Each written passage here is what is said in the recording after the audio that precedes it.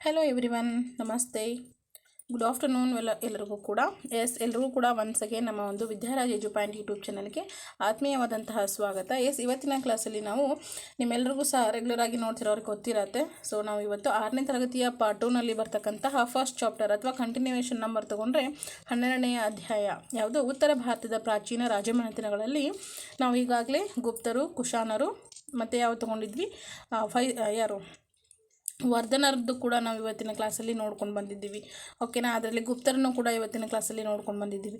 So ಇವಾಗ ಕಾಶ್ಮೀರದ ಕಾರ್ಕೋಟ ಸಾಮ್ರಾಜ್ಯ ಇದರ ಬಗ್ಗೆ ನಾವು ತಿಳ್ಕೊಳ್ತಾ ಹೋಗೋಣ. ಇದುವರೆಗೂ ಯಾರೆಲ್ಲ ಹಿಂದಿನ ವಿಡಿಯೋಗಳನ್ನು ನೋಡಿಲ್ವೋ ಸೊ ಖಂಡಿತ ನೋಡ್ಕೊಳ್ರಿ.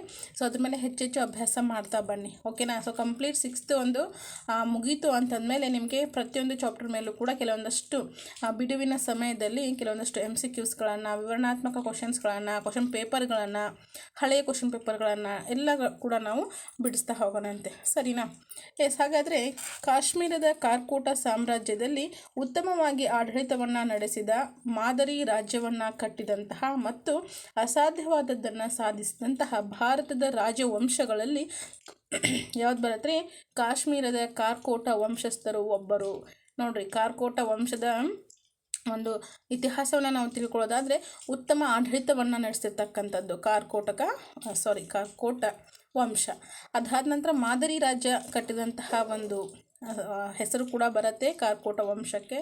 ಮತ್ತು ಅಸಾಧ್ಯವಾದದ್ದನ್ನು ಸಾಧನೆ ಮಾಡಿದಂತಹ ಕೀರ್ತಿ ಕೂಡ ಕಾರ್ಕೋಟ ವಂಶಕ್ಕೆ ಸೇರುತ್ತೆ. ಭಾರತದ ರಾಜವಂಶಗಳಲ್ಲಿ ನಾವು ಕಾಶ್ಮೀರ ಕಾರ್ಕೋಟ ವಂಶಸ್ಥರು ಅಂತ ಕೂಡ ನಾವು ಹೇಳ್ಬೋದು. ಅದರಲ್ಲಿ ಇದು ಕೂಡ ವಂಶ ಒಂದು. ಸಾಮಾನ್ಯ ಶಕ 625ರಲ್ಲಿ ಕಳೆದ ಬಾರಿ TETನಲ್ಲಿ ಇದ್ರ ಮೇಲೆ ಕ್ವಶನ್ ಬಂದಿತ್ತು. ಯಾರ್ದು? ಕಾಶ್ಮೀರದ ಒಬ್ಬ ಕಾರ್ಕೋಟ ಸಾಮ್ರಾಜ್ಯ ಲಲಿತಾದಿತ್ಯನ ಬಗ್ಗೆ ಕೂಡ ಬಂದಿತ್ತು. 625ರಲ್ಲಿ ರಾಜ ದುರ್ಲಭ ವರ್ಧನನಿಂದ ಸ್ಥಾಪಿತವಾದಂಥ ಈ ಕಾರ್ಕೋಟ ಮನೆತನ ಆ ಕಾಲದಲ್ಲಿ ಭಾರತದ ಬಲಿಷ್ಠ ಸಂಸ್ಥಾನಗಳಲ್ಲಿ ಒಂದಾಗಿತ್ತು. ನೋಡ್ರಿ, 625 ರಾಜ ದುರ್ಲಭ ವರ್ಧನನಿಂದ ಸ್ಥಾಪನೆ ಆಗೈತಿ. ಯಾವುದು? ಕಾರ್ಕೋಟ ಮನೆತನ. ನೋಡ್ರಿ, ಕಾರ್ಕೋಟ ಮನೆತನ ಯಾವಾಗ ಮತ್ತು ಅದರ ಸ್ಥಾಪಿತ ಯಾರು ಅಂತ ಕೇಳಿದ್ರೆ ಸಾಮಾನ್ಯ ಶಕ 625 ರಾಜ ದುರ್ಲಭ ವರ್ಧನ. ಓಕೆನಾ. ಅವನಿಂದ ಈ ಒಂದು ಮನೆತನ ಶುರುವಾಯಿತು.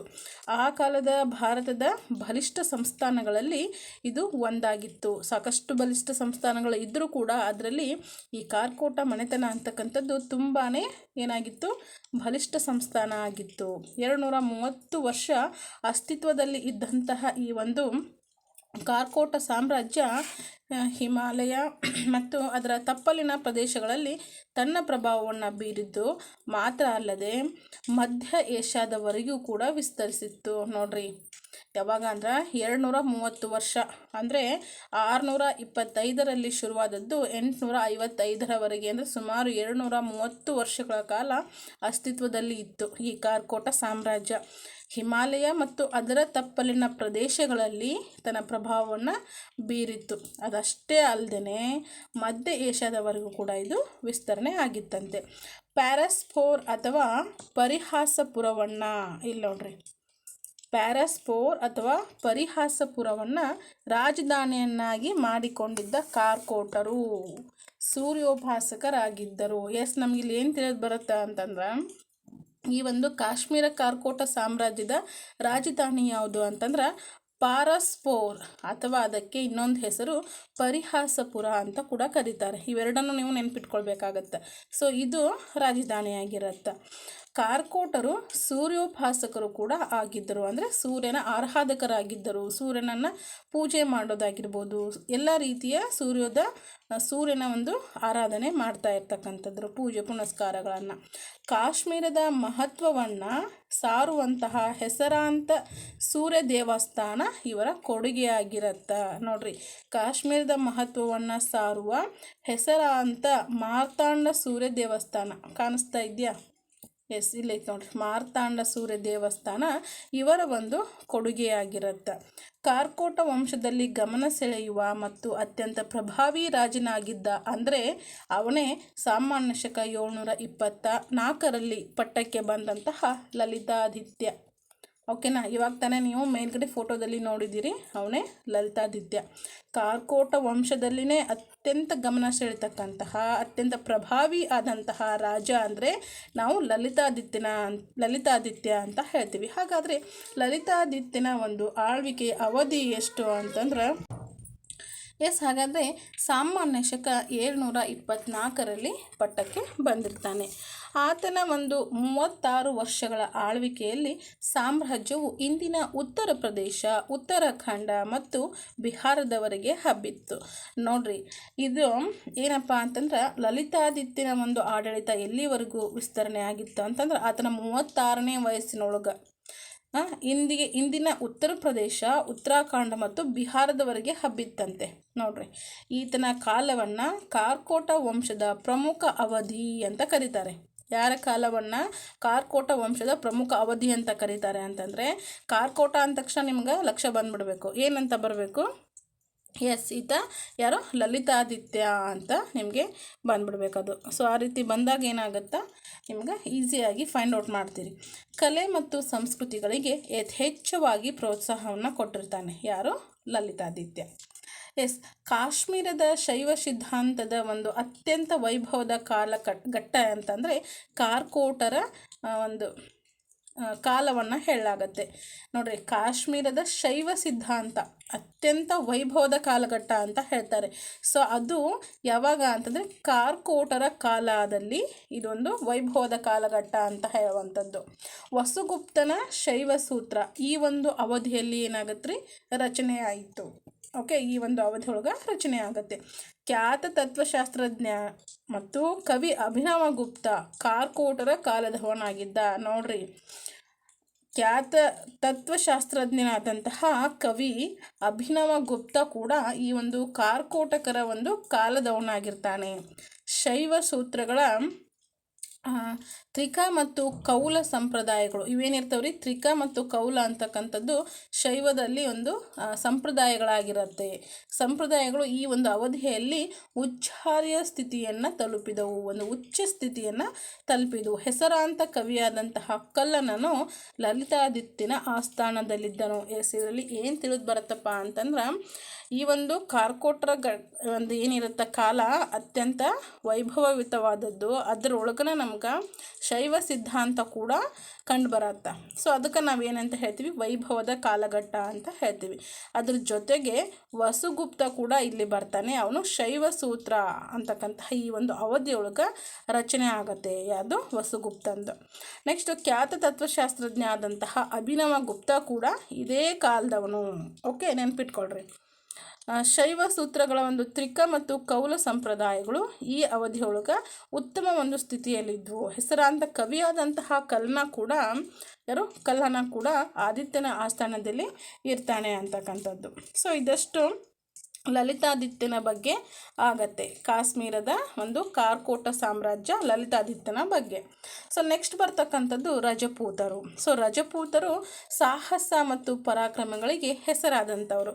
ರಜಪೂತರು ಅಂದ್ರೇ ಅವರ ಒಂದು ಸಾಹಸ ಅತ್ಯಂತ ಏನಂತ ಹೇಳ್ತೀವಿ, ಸಾಹಸ ಅದರಲ್ಲಿ ಹೆಸರೇ ಸೂಚಿಸೋ ಹಾಗೆ ಅತ್ಯಂತ ಸಾಹಸಿಗರಾಗಿರ್ತಾರೆ. ಪರಾಕ್ರಮದಿಂದ ಅವರು ಕೂಡಿರ್ತಾರೆ. ಅವರು ತಮ್ಮನ್ನು ಕ್ಷತ್ರಿಯರು, ತಮ್ಮದು ಸೂರ್ಯವಂಶ ಮತ್ತು ಚಂದ್ರವಂಶ ಅಂತ ಗುರುತಿಸ್ಕೊಳ್ತಾರೆ. ನೋಡ್ರಿ, ಎಕ್ಸಾಮ್ ಒಳಗೆ ಸೂರ್ಯವಂಶ ಮತ್ತು ಚಂದ್ರವಂಶಗಳು ಎಲ್ಲಿ ಕಂಡು ಬರುತ್ತೆ ಅಂತಂದರೆ ರಜಪೂತರ ಒಂದು ಕಾಲಾವಧಿಯಲ್ಲಿ ನಮಗೆ ಕಾಣಲಿಕ್ಕೆ ಸಾಧ್ಯ ಆಗುವಂಥದ್ದು. ಅವರು ತಮ್ಮನ್ನು ಕ್ಷತ್ರಿಯರು ಅಂತ ಕರೆದುಕೊಳ್ತಾರೆ. ಸೂರ್ಯವಂಶ ಮತ್ತು ಚಂದ್ರವಂಶದವರು ನಾವು ಅಂತ ಗುರುತಿಸ್ಕೊಳ್ತಾರೆ. ಈ ರಜಪೂತ ವಂಶಗಳೇನಾಗುತ್ತೆ, ಉತ್ತರ ಭಾರತದಲ್ಲಿ ಸುಮಾರು 500 ವರ್ಷಗಳ ಕಾಲ ಆಳ್ವಿಕೆಯನ್ನು ನಡೆಸಿದಂಥವರು ಆಗಿರ್ತಾರೆ. ಅದೊಂದು ಭವ್ಯವಾದಂತಹ ಕಾಲ. ಯಾವ ಕಾಲ ರೀ? 500 ವರ್ಷಗಳ ಕಾಲ ಏನು ಆಳ್ವಿಕೆ ಮಾಡ್ತಾರಲ್ಲ ಅದು ಅತ್ಯಂತ ಭವ್ಯವಾದದ್ದು, ಉತ್ತಮವಾದಂಥದ್ದು. ಸುದೀರ್ಘವಾಗಿ ನಾವು ಆಳ್ವಿಕೆಯನ್ನು ಮಾಡಿದ್ವಿ ಅಂತಕ್ಕಂಥದ್ದನ್ನು ತಿಳಿಸ್ತಾರೆ. ಸೈನಿಕ ದಿಗ್ವಿಜಯಗಳ ಮೂಲಕ ಎದುರುಗೊಂಡಿದ್ದಂತಹ ಅರಬ್ಬರು, ಟರ್ಕರು ಮತ್ತು ಮೊಘಲರನ್ನು ಎದುರಿಸಿ ಅವರೊಡನೆ ದಿಟ್ಟತನದಿಂದ ಹೋರಾಡಿದವರು ಇವರೇ. ನೋಡ್ರಿ, ಇವ್ರು ಏನು ಮಾಡ್ತಾರೆ? ಸೈನಿಕ ದಿಗ್ವಿಜಯಗಳ ಮೂಲಕ ಎದುರಾದವರು ಯಾರು? ರಜಪೂತರಿಗೆ ಎದುರಾದಂಥವರು ಯಾರ್ಯಾರು ಬರ್ತಾರೆ? ಅರಬ್ಬರು, ಟರ್ಕರು, ಮೊಘಲರು. ಸೊ ಅವರೆಲ್ಲರೂ ಕೂಡ ಏನು ಮಾಡ್ತಾರೆ? ದಿಟ್ಟತನದಿಂದ ಯಾರು ಈ ರಜಪೂತರು ಇವರೆಲ್ಲರ ಜೊತೆ ದಿಟ್ಟತನದಿಂದ ಹೋರಾಟವನ್ನು ಮಾಡ್ತಾರೆ ಅಂತಕ್ಕಂಥದ್ದು. ನೆಕ್ಸ್ಟು ರಜಪೂತರ ಗುಣಧರ್ಮಗಳ ಬಗ್ಗೆ ಸ್ವಲ್ಪ ತಿಳ್ಕೊಳ್ಳೋದಾದರೆ, ರಜಪೂತರ ಗುಣಧರ್ಮಗಳು ನೋಡ್ರಿ, ಭಾರತದ ಇತಿಹಾಸದಲ್ಲೇ ರಜಪೂತರಿಗೆ ವಿಶಿಷ್ಟವಾದಂತಹ ಸ್ಥಾನ ಐತಿ. ಗೋವುಗಳು, ಅನಾಥರು, ದುರ್ಬಲರು ಮತ್ತು ಸ್ತ್ರೀಯರ ರಕ್ಷಣೆ ಮಾಡೋದು ತಮ್ಮ ಧರ್ಮ ಅಂತ ಅವರು ಭಾವಿಸಿದರು. ಇದು ಪ್ರತಿಯೊಬ್ಬರಿಗೂ ಇರಲೇಬೇಕು. ಏನು ಯಾವುದಂತಂದರೆ ಸ್ತ್ರೀಯರ ರಕ್ಷಣೆ ಆಗಿರಬಹುದು, ಎಲ್ಲರಲ್ಲೂ ಕೂಡ ಅದು ಬರೋದಿಲ್ಲ ಒಂದು ಥಾಟ್. ಓಕೆನಾ. ಭಾರತದ ಇತಿಹಾಸದಲ್ಲಿ ರಜಪೂತರಿಗೆ ವಿಶಿಷ್ಟವಾದ ಸ್ಥಾನ ಇದೆ ಅಂತ ಯಾಕೆ ಸೂಚಿಸಿದ್ದಾರೆ ಅಂದರೆ, ಅವರು ಗೋವುಗಳನ್ನು ಇವಾಗ ಏನಂತ ಹೇಳ್ತೀವಿ, ಗೋ ಹಿಂಸೆಯನ್ನು ಮಾಡ್ತಾರೆ, ಹೌದಲ್ವಾ. ಆ ಗೋವನ್ನು ಹಿಂಸೆ ಮಾಡಿ ಅದರ ಮಾಂಸವನ್ನು ಮಾರಾಟ ಮಾಡೋದು ಗೋ ಹತ್ಯೆ ಅಂತ. ಸೊ ಹಾಗಾಗಿ ಕಾನೂನು ಏನು ಮಾಡ್ತು, ಗೋ ಹತ್ಯೆ ನಿಷೇಧವನ್ನು ಜಾರಿಗೆ ತಂತು. ಹಾಗೆ ಇವರು ಕೂಡ ಅದ್ರ ಬಗ್ಗೆ ಕಾಳಜಿನ ವಹಿಸಿದ್ರು. ಅನಾಥರು ಯಾರೆಲ್ಲ ಇರ್ತಾರೋ ಸೊ ಅವ್ರಿಗೆ ಆಶ್ರಯವನ್ನು ಕೊಡೋದಾಗಿರ್ಬೋದು, ಅನ್ನವನ್ನು ಕೊಡೋದಾಗಿರ್ಬೋದು, ಮತ್ತು ದುರ್ಬಲರು ಯಾರು ಇರ್ತಾರೆ ನೋಡ್ರಿ, ಅವ್ರ ಕೈಲಿ ಆಗಲ್ಲಲ್ವ, ಸೊ ಅವ್ರಿಗೆ ಏನೆಲ್ಲ ಒಂದು ಸೌಲಭ್ಯವನ್ನು ಕೊಡಬೇಕು ಸೊ ಅದು ಆಗಿರ್ಬೋದು. ಅದ್ರ ಜೊತೆಗೆ ಸ್ತ್ರೀಯರ ರಕ್ಷಣೆ ಮಾಡೋದು ಕೂಡ ಅವರ ಒಂದು ಧರ್ಮ ಅಂತ ಅವರು ಭಾವಿಸಿದ್ರು. ಇಷ್ಟೆಲ್ಲ ಒಳ್ಳೆಯ ಗುಣಧರ್ಮಗಳನ್ನು ರಜಪೂತರು ಹೊಂದಿದ್ರು. ಸೊ ಹಾಗಾಗಿ ಇವರು ಒಂದು ಸ್ಥಾನ ವಿಶಿಷ್ಟವಾಗಿತ್ತು ಅಂದರೂ ಕೂಡ ತಪ್ಪಾಗಲ್ಲ. ಶರಣಾಗತರಾದವರನ್ನು ರಕ್ಷಿಸ್ತಾ ಇದ್ರು.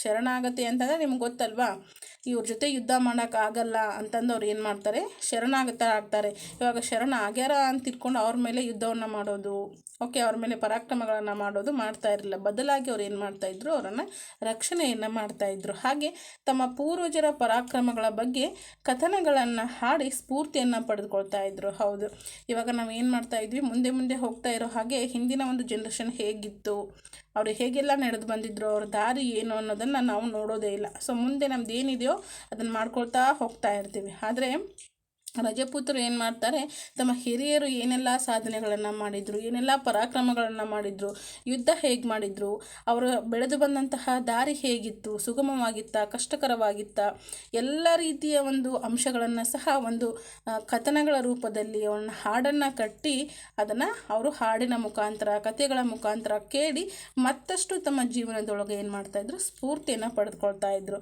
ಮುಂಬರ್ತಕ್ಕಂತಹ ದಿನಗಳಲ್ಲಿ ಅವೆಲ್ಲ ಕೂಡ ಅವರಿಗೆ ಪಾಸಿಟಿವ್ ವೈಬ್ಸ್ ಆಗಿ ಮಾರ್ಪಡ್ತಾ ಇರ್ತಿತ್ತು.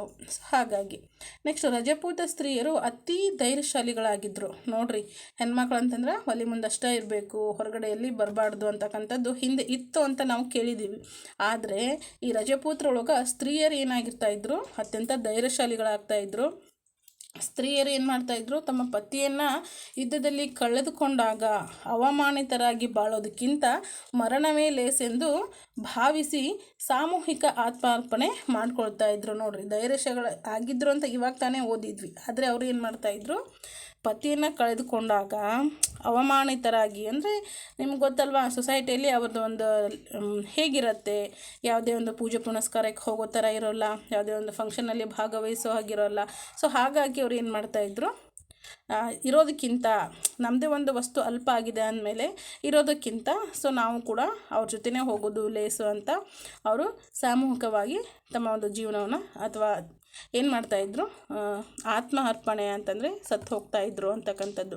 ಸೊ ಆ ಒಂದು ಬೆಂಕಿಯೊಳಗನೆ ತಾವು ಕೂಡ ಹಾರಿ ಜೀವವನ್ನು ಕಳೆದುಕೊಳ್ತಾಯಿದ್ರು. ಸೊ ಅದಕ್ಕೆ ಏನಂತ ಕರೀತಾರೆ ಅಂದರೆ, ಈ ಒಂದು ರೂಢಿಗೆ ಜೋಹಾರ್ ಅಂತ ಕರೀತಾಯಿದ್ರು. ಹಾಗಾದರೆ ಜೋಹಾರ್ ಅಂತಕ್ಕಂತಹ ಒಂದು ಪದ್ಧತಿ, ಕ್ರಮ, ರೂಢಿ ಯಾವ ಒಂದು ಕಾಲದೊಳಗಿತ್ತು ಅಂದ್ರೆ ರಜಪೂತರ ಕಾಲದೊಳಗಿತ್ತು ಅಂತಕ್ಕಂಥದ್ದನ್ನು ನಾವು ಭಾವಿಸ್ತೀವಿ. ಓಕೆ, ನೆಕ್ಸ್ಟ್ ಬರ್ತಕ್ಕಂಥದ್ದು ಕಲೆ ಮತ್ತು ವಾಸ್ತುಶಿಲ್ಪ.